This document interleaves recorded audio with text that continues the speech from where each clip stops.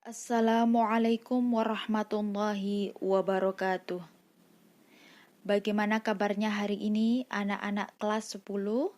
Semoga kalian semua dalam keadaan sehat, bahagia dan dalam lindungan Allah Subhanahu wa taala. Amin ya robbal alamin. Untuk mengawali kegiatan pembelajaran pada hari ini, marilah kita buka dengan bacaan Ummul Quran. Ala hadiniya as-salihah al-Fatihah. Amin ya robbal alamin.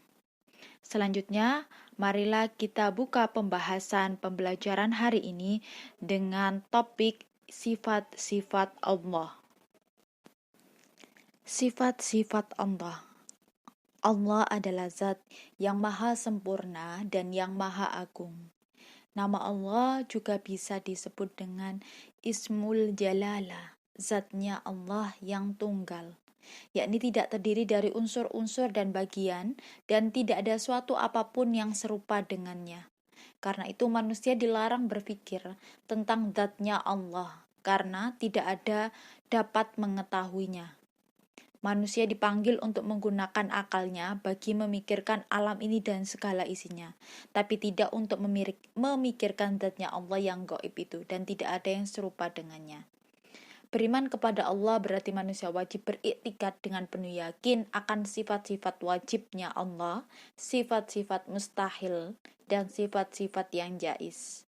Sifat-sifat yang wajib Allah adalah sifat-sifat yang khusus yang hanya dimiliki oleh Allah, dan tidak ada satupun makhluk yang memiliki sifat tersebut.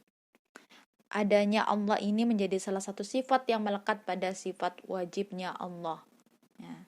Kemudian ada sifat mustahil, yakni sifat yang tidak mungkin dimiliki oleh Allah.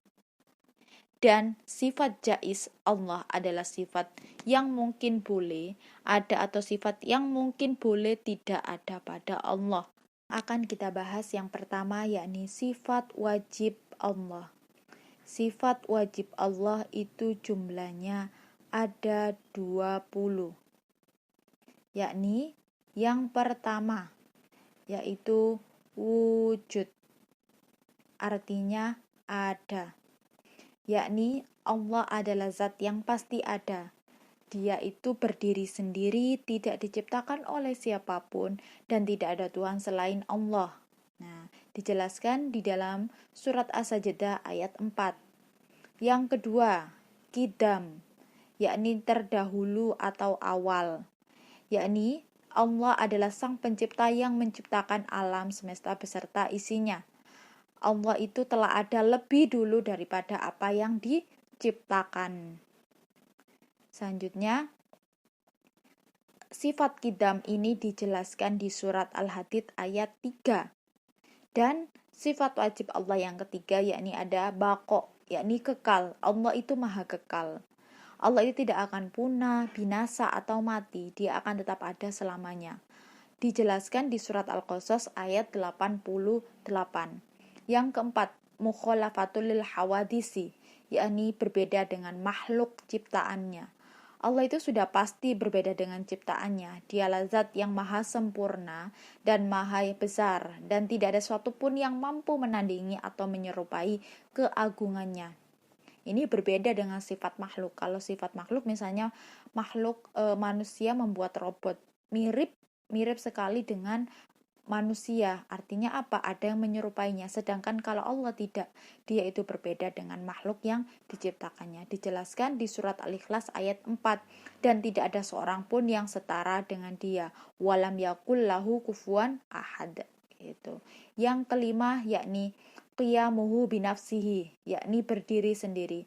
Maksudnya Allah itu berdiri sendiri, tidak bergantung pada apapun dan tidak membutuhkan bantuan siapapun.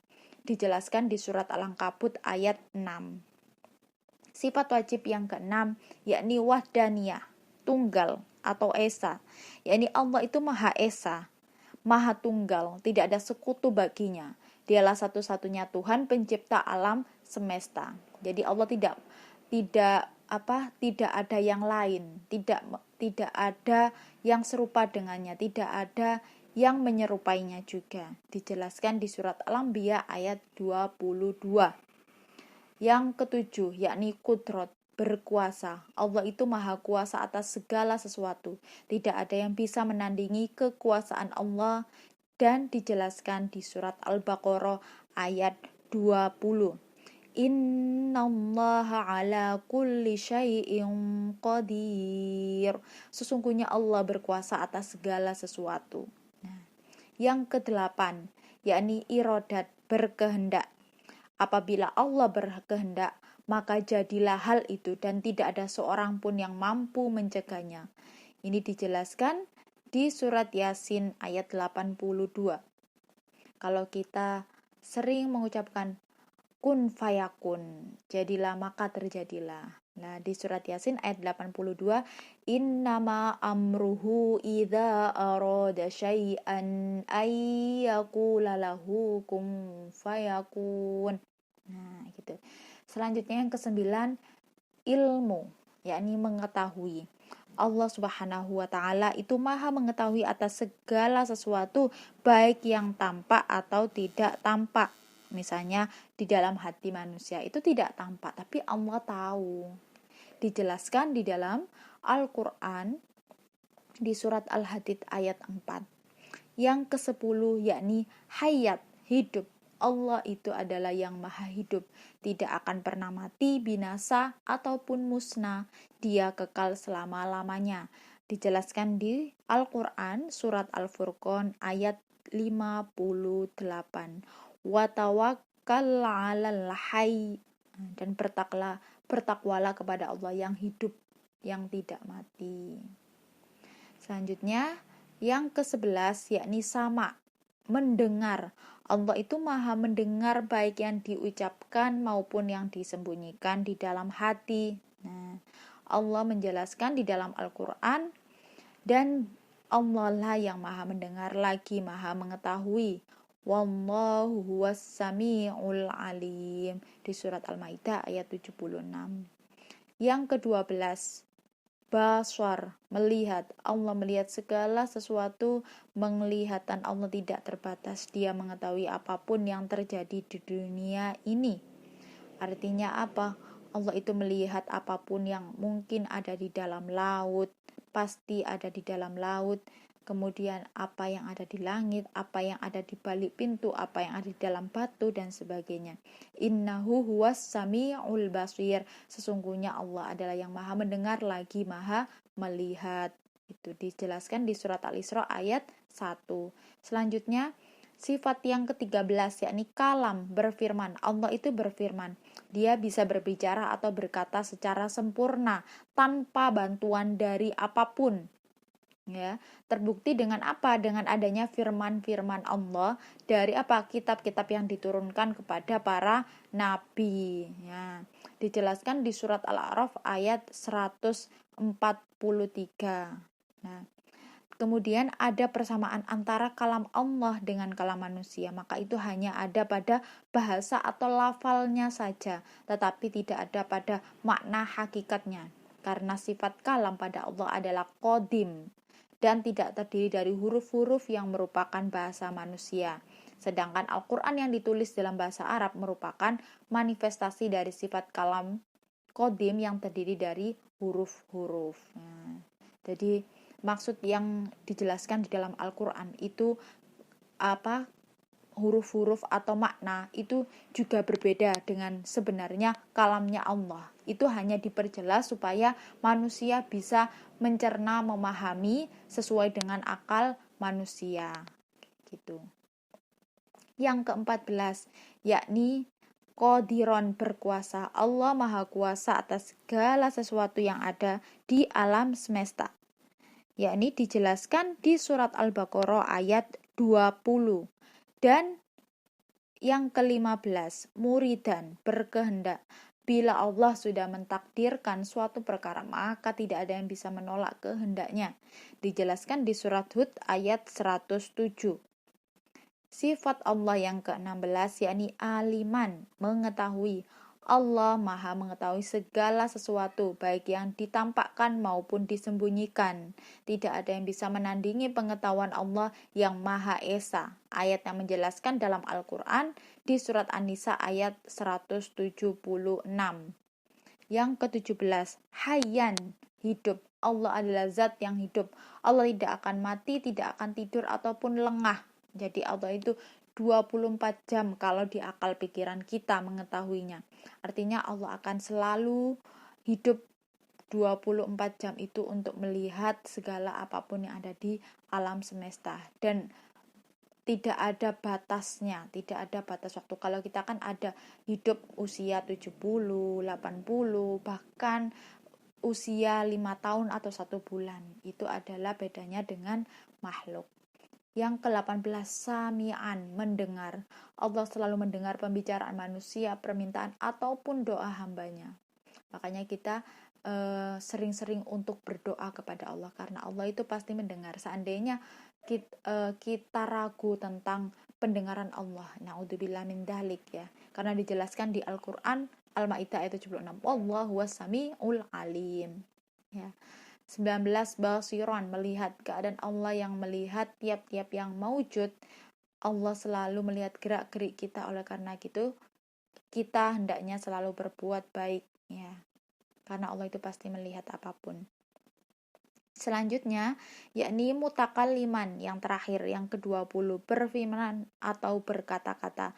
Sama dengan kolam tadi ya, mutakalliman juga berarti berfirman. Firman Allah terwujud lewat kitab-kitab suci yang diturunkan kepada para nabi atau rasul. Nah, dijelaskan di surat Al-A'raf ayat 104. Yang kedua, yakni sifat mustahil bagi Allah.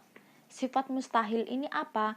Kebalikan tadi dari sifat wajib, yakni sifat yang tidak mungkin dimiliki oleh Allah Subhanahu wa taala yang maha sempurna.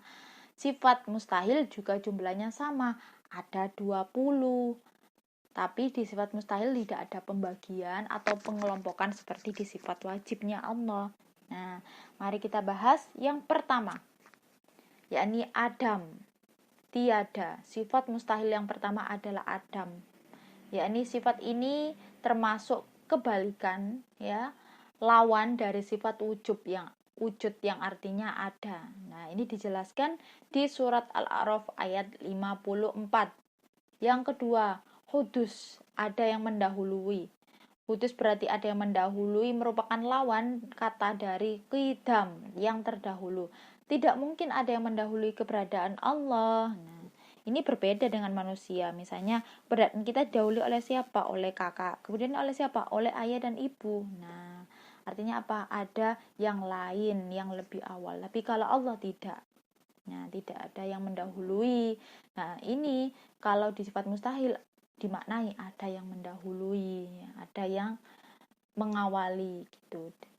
Selanjutnya dijelaskan sifat hudus ini di surat Al-Hadid ayat 3. Nah, untuk sebenarnya fungsinya di makna Al-Quran itu untuk membantah bahwa Allah itu memiliki sifat-sifat tersebut, sifat mustahil ya. Yang ketiga yakni fana, musnah. Allah itu tidak mungkin musnah. Sebaliknya dia bersifat kekal selamanya. Dijelaskan di surat Ar-Rahman ayat 26 sampai 27.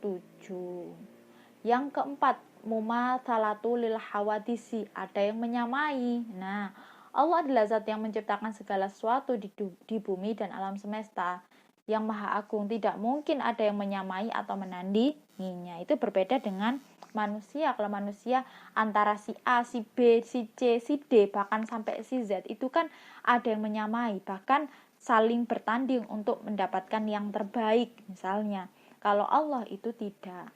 Nah, sifat ini hampir sama dengan sifatnya manusia. Tapi kalau Allah tidak mungkin memiliki sifat ini. Dijelaskan di surat Asy-Syura ayat 11. Yang kelima, ikhtiyaju li ghairihi, memerlukan yang lain. Nah, ini sifatnya manusia.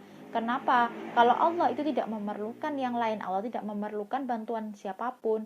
Dia mampu mewujudkan dan mengatur segala sesuatu secara sempurna tanpa bergantung pada siapapun. Nah, ini dijelaskan di Al-Quran di surat Al-Isra ayat 1000 ayat 111, bukan 1000, maaf ya. Selanjutnya yang keenam, ta'adud, yakni berbilang. Artinya apa? Kebalikan dari sifat wajibnya wahdaniyah yang berarti tunggal, ya. Allah itu Maha Esa, nggak mungkin Allah itu ada 1, 2, 3, bahkan sampai 10. Nah, tidak mungkin berbilang, tidak mungkin berjumlah lebih dari 1. Dan Allah tidak memiliki sekutu atau tidak beranak dan tidak diperanakkan. Ini dijelaskan di surat Al-Ikhlas ayat 1 sampai 4. Tidak mungkin ada ayah, ibu. Itu kalau manusia ada ayah, ada ibu, ada anak, ada kakak, ada kakek, ada nenek dan sebagainya. Selanjutnya yang ketujuh, azzun, lemah. Azzun berarti lemah, yang maknanya adalah lawan kata dari kudrat yang berkuasa. Apa artinya? Allah tidak mungkin bersifat lemah karena Allah Maha Kuasa atas segala sesuatu dan tidak ada yang bisa melampaui kekuasaan Allah. Nah, ini berbeda dengan manusia lemah. Artinya apa? Misalnya kita kalau mengingat sesuatu atau melihat sesuatu yang itu istilahnya langsung ke dalam hati, otomatis kita akan menjadi goyah. Nah, itu artinya sifat lemah pada diri manusia, tapi tidak dengan Allah, kayak gitu. Selanjutnya, karoha, terpaksa. Allah tidak memiliki sifat terpaksa, sebaliknya Allah Maha berkehendak atas segala sesuatu. Tidak ada yang bisa melawan atau menandingi kehendak dari Allah. Gitu ya. Dijelaskan di surat Hud ayat 107, ya. Yang kesembilan, jahlun, bodoh. Mustahil bagi Allah bersifat bodoh. Kenapa ya? Dia menciptakan alam semesta dengan segala sesuatu isinya begitu sempurna. Menciptakan manusia, tumbuhan, hewan, semuanya itu untuk saling bekerja sama. Nah, gak mungkin kalau Allah bodoh, ya kan? Yang ke-10, mautun, mati. Allah tidak akan mati. Kenapa? Karena dia terus-menerus mengurus makhluknya tanpa tidur dan tidak letih sekalipun. Berbeda dengan manusia, ada waktunya mati. Kayak misalnya dalam kondisi saat ini seperti COVID. Yang menentukan mati adalah Allah, takdirnya Allah.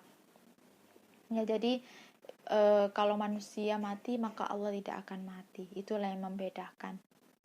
Ya, dijelaskan di surat Al-Baqarah ayat 255. Yang ke-11, syamamun, tuli, ya. Mustahil Allah bersifat tuli. Allah adalah Tuhan yang Maha mendengar. Pendengaran Allah itu tidak ada batasnya dan meliputi segala sesuatu. Kalau manusia, hewan itu masih ada frekuensinya yang terbatas, sedangkan kalau Allah tidak ada batasan frekuensi, ya. Dijelaskan di surat Al-Ankabut ayat 52. Lanjut yang ke-12, ama, buta. Allah itu tidak buta. Dia Maha melihat segala sesuatu. Tak ada satu hal apapun yang luput dari pandangannya, dari penglihatannya. Kalau manusia masih ada batasnya. Kalau manusia itu terbatas, ya. Artinya apa? Kita bisa saja tidak melihat orang yang lewat di depan kita. Karena apa? Mungkin mata kita minus atau waktu itu tidak bisa melihat karena tidak pakai kacamata. Nah, itu artinya kan terbatas. Beda dengan Allah atau bahkan orang yang buta. Manusia kan ada manusia yang buta, sedangkan kalau Allah tidak, gitu ya. Dijelaskan di surat Al-Hujurat ayat 18. Yang ke-13, yakni bakamun, bisu. Allah tidaklah bisu. Allah berkata dan berfirman dengan sangat sempurna. Tak ada yang bisa mengalahkan keindahan firman Allah. Nah, sebenarnya sifat-sifat misal ini kan itu ada di dalam diri manusia. Itu membuktikan bahwa ini yang membedakan antara Allah dengan makhluknya. Ya, selanjutnya yang di makna bisu, ya, Allah itu tidak mungkin bisu, ya, dijelaskan di surat An-Nisa ayat 164, ya. Sedangkan yang ke-14 sifatnya mustahilnya Allah itu ajizan, zat yang lemah. Mustahil Allah bersifat lemah karena menciptakan segala sesuatunya, ya, dan dia juga Maha Kuasa atas semua hal. Dijelaskan di surat Al-Baqarah ayat 109. Yang ke-15 yakni karihan, zat yang terpaksa. Allah bukanlah zat yang terpaksa. Apakah Allah terpaksa membuat manusia? Apakah Allah terpaksa menciptakan alam semesta, menciptakan planet, menciptakan tumbuhan, menciptakan? Tidak ada yang terpaksa atau memaksa atau mampu memaksa. Kenapa? Karena Allah itu mampu hanya dengan berkata apapun akan terwujud, kun fayakun. Nah, dijelaskan di surat Hud ayat 107. Yang ke-16, jahilan, zat yang sangat bodoh. Mustahil Allah adalah zat yang bodoh, karena Allah itu maha mengetahui apapun yang ditampakkan maupun disembunyikan. Yang ke-17, mayitan, zat yang mati. Nggak mungkin Allah itu mati, karena Allah itu bersifat kekal dan tidak musnah dan tidak binasa dan tidak pernah tidur, selalu mengawasi hamba-hambanya setiap saat. Selanjutnya yang ke-18, as-soma, zat yang tuli. Mustahil Allah itu bersifat tuli, karena apa? Allah maha mendengar, pendengaran Allah tak terbatas dan meliputi segala sesuatu yang frekuensinya pun bagi manusia mungkin terbatas, tapi Allah tidak. 19, a'ma, zat yang buta. Allah maha melihat, tidaklah buta, dia maha sempurna dengan seluruh keagungannya. Ya. Selanjutnya yang ke-20, yang terakhir, abkama, zat yang bisu. Allah bukanlah zat yang bisu. Allah mampu berfirman dan firman-Nya tertuang di dalam kitab-kitab Al-Quran yang diturunkan kepada Rasul, yakni yang kita jadikan dasar pada hidup di dunia dan juga nanti di akhirat, ya. Itu adalah 20 sifat mustahil. Sifat jaiz, pengertian sifat jaiz Allah adalah sifat yang mungkin boleh ada atau sifat yang mungkin boleh tidak ada pada Allah. Artinya apa? Sifat jaiz ini sifat yang bisa melekat pada Allah dan tidak pula tidak melekat pada Allah, sebab semua adalah berdasarkan kehendaknya. Allah bisa melakukan sesuatu atau tidak melakukan sesuatu. Nah, sifat jaiz pada Allah ini hanya ada satu, yakni fi'lu kulli mumkinin au tarkuhu. Artinya apa?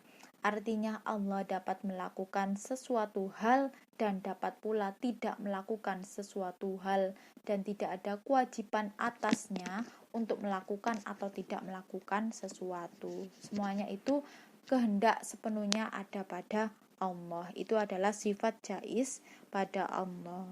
Sifat-sifat wajib bagi Allah itu terdiri dari 20 sifat yang sudah kita bahas tadi, dan sifat wajibnya Allah ini dikelompokkan menjadi 4, yakni yang pertama ada sifat nafsiyah, sifat salbiyah, sifat ma'ani, dan juga sifat maknawiyah. Yang pertama, sifat nafsiyah. Apa sih sifat nafsiyah? Sifat yang hanya berhubungan dengan zatnya Allah, yakni sifat untuk menegaskan adanya Allah, yakni hanya ada satu di sifat wajibnya Allah, yakni wujud, ada.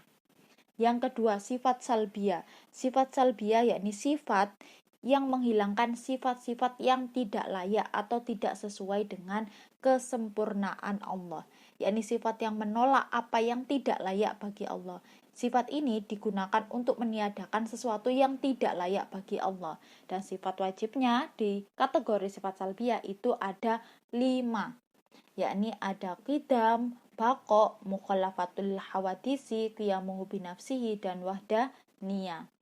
Sifat yang ketiga yakni sifat ma'ani. Apa itu? Sifat-sifat abstrak yang wajib ada pada Allah. Ia menambah makna kesempurnaan pada zatnya Allah. Jikalau terdapat sifat-sifat tersebut pada manusia, maka persamaannya hanya pada lahir atau fisik, ya, atau makna lafalnya saja, tidak pada makna hakikat. Misalnya, Allah mempunyai sifat ilmu dan juga manusia juga mempunyai sifat ilmu, tetapi ilmu Allah itu bersifat mutlak, sedangkan ilmu manusia itu bersifat relatif. Dan sifat ma'ani ini jumlahnya ada 7, yakni ada kudrot, irodat, ilmu, hayat, sama, basor, kalam. Dan yang terakhir, yang keempat itu sifat maknawiyah. Apa itu? Ini merupakan sifat kelaziman dari sifat ma'ani, yakni akibat dari sifat ma'ani. Maknawiyah itu sifat Allah yang dilazimkan dan tidak bisa dipisahkan dengan sifat ma'ani, ya. Sifat ini itu ada pada sesuatu yang disifati, yang otomatis menetapkan suatu hukum padanya. Ya, sifat maknawiyah merupakan kondisi yang selalu menetapi sifat ma'ani. Contohnya ya, Allah itu kudrot, berarti kan maha kuasa, maka sifat ini masuk ma'ani. Sedangkan kalau kaunuhu qadiron, yakni keadaan Allah yang selalu berkuasa sehingga tidak mungkin ketika tidak maha kuasa. Jadi sifat maknawiyah ini selalu mengikuti dari sifat ma'ani, dan jumlahnya juga sama seperti sifat ma'ani, yakni ada 7, yakni apa? Kaunuhu qadiron, kaunuhu muridan, kaunuhu aliman, kaunuhu hayyan, kaunuhu sami'an, kaunuhu basiran, kaunuhu mutakalliman. Nah, di sifat maknawiyah ini sebagai mempertegas dari sifat Allah di sifat ma'ani, dan tidak mungkin sifat maknawiyah ini termasuk kategori mustahil. Karena apa? Ini digunakan untuk mempertegas, oh ini loh kesempurnaan. Dan mempelajari nama dan sifat Allah itu membawa kebaikan dan keutamaan bagi yang mempelajarinya. Yakni yang pertama, mengenal nama dan sifat Allah adalah ilmu yang paling mulia dan paling utama, yaitu kedudukan yang paling tinggi dan derajatnya paling agung. Karena apa? Karena mulianya ilmu dari mulianya sesuatu yang dipelajari. Kalau kita mengenal sifat Allah, otomatis kita mengetahui betapa kesempurnaan itu hanya ada pada Allah. Jadi kalau manusia itu bisa menjadi apa ya, introspeksi ke diri kita. Kalau kita merasa sempurna misalnya dengan wajah, dengan sifat, dengan kekayaan, dengan kekuasaan, lihatlah siapa kamu, kayak gitu. Yang kedua, semakin mengenal Allah berarti semakin mencintai dan mengagungkannya. Yakni kita akan semakin takut dan kita hanya berharap, ikhlas dan beramal kepada Allah. Karena apa? Semakin seseorang mengenal Allah, maka ia semakin berserah diri kepada Allah. Semakin ia menjalani perintah dan menjauhi larangannya itu dengan baik. Yang ketiga, Allah itu menyukai nama dan sifatnya. Allah pun suka jika nama dan sifatnya itu membekas pada makhluk yang diciptakannya. Ini artinya sebagai bentuk kesempurnaan Allah. Yang keempat, iman. Iman itu akan semakin bertambah jika kita semakin mengenal Allah, semakin mengenal sifat-sifat Allah. Nah, dengan apa? Salah satunya dengan mengambil hikmah, mengambil ibrah, mengambil pelajaran dari sifat-sifat Allah. Ya, artinya apa? Betapa kesempurnaan itu hanya pada Allah. Yang kelima, manusia diciptakan untuk menyembah Allah dan mengenalnya. Lah, ini salah satu adanya tujuan dari penciptaan kita semua, dari penciptaan manusia, karena kita diciptakan untuk menyembah kepada Allah. Di surat Az-Zariyat ayat 56, wa ma khalaqtul jinna wal insa illa liya'budun, dan aku tidak menciptakan jin dan manusia melainkan supaya mereka mengabdi kepada aku. Ya, artinya, tetapi di sini Allah tidak membutuhkan untuk manusia atau yang diciptakannya untuk menyembah, tetapi kitalah manusia sebagai makhluk, ya, sebagai makhluk yang merasa membutuhkan Allah. Jadi bukan Allah memang memerintahkan, Allah tujuannya menciptakan semua yang hidup semesta untuk menyembah kepadanya, tetapi Allah tidak pernah memaksa atau melatar belakangi hal itu, tapi justru makhluknya lah yang butuh dengan apa? Dengan menyembah kepada Allah. Ada lagi, yakni menenangkan jiwa dan melapangkan hati. Yakni apa? Allah itu bisa membuat hati dan jiwa tenang pada makhluknya. Kita pun sama, kita kalau misalnya mendengarkan Al-Quran, ambil wudhu saja itu bisa meredahkan amarah, meredahkan emosi. Artinya apa? Kalau kita ingat Allah, otomatis jiwa dan hati kita itu akan merasa tenang, damai, tentram, ya. Yang ketujuh yakni menguatkan iman. Artinya iman itu bukan hanya mengatakan aku beriman kepada Allah namun ia tidak mengenalnya. Yang kedelapan mengetahui hukum dan ketentuan dengan baik karena mengenal Allah. Orang yang benar-benar mengenal Allah akan berdalil dengan sifat dan perbuatan Allah terhadap segala sesuatu yang dia perbuat. Yang kesembilan sebagai motivasi untuk kuat dalam sabar, semangat dalam ibadah, jauh dari kemalasan, takut berbuat dosa dan menghibur duka. Yang terakhir, disiplin dalam bersikap dan bertanggung jawab dalam berbuat, karena Allah Maha melihat, mendengar, mengetahui apa yang dilakukan makhluknya. Sekian itu materi hari ini, semoga bermanfaat. Kita akhiri dengan hamdalah, alhamdulillahirabbil alamin. Wassalamualaikum warahmatullahi wabarakatuh. Terima kasih.